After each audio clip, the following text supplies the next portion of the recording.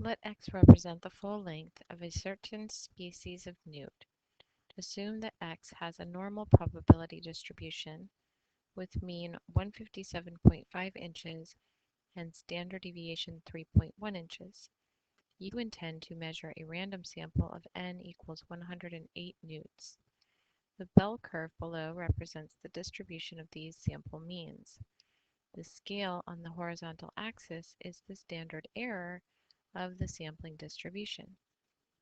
Complete the indicated boxes with the mean here and 2 standard deviations in each direction.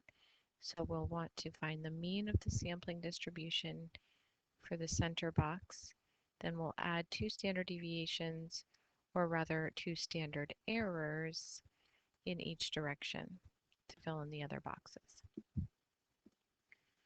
All right, so first we have to realize that the central limit theorem is needed here because we have an original population given here, but then we're taking a sample from that population of 108 newts. And we're interested in the sample mean of those 108 newts. The central limit theorem says that the sample means will be normal if we have a sample size greater than 30 or if the original population was normal. For this example, we have both of those being true. We only need one of them to be true, but in this case we have both because it is a normal population and our sample size is 108, greater than 30. So we can use the central limit theorem here.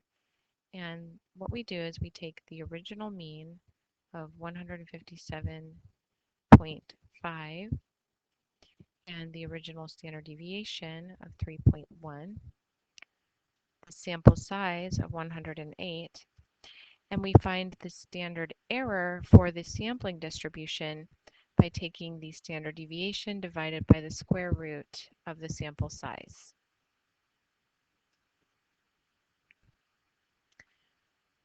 Now, once we've done that, we have some of the answers to enter here, and we want everything to be accurate to 2 decimal places.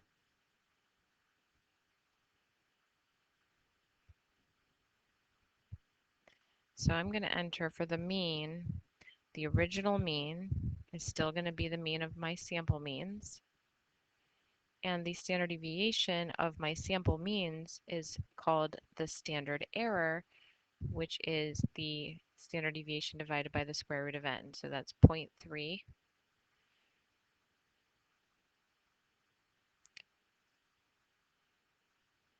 Okay, so good.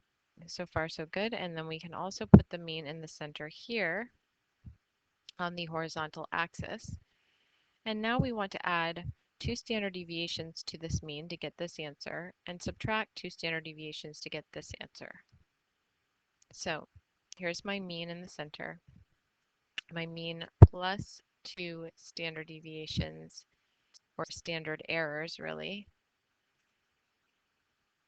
and then my mean minus 2 standard errors. All right, so the mean, 157.5. Now I'm going to add to that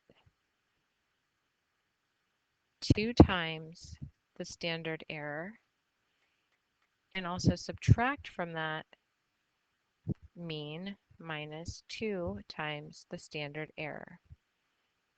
And then we'll go ahead and put these to 2 decimal places. Okay, and so now we have the last 2 answers we need here.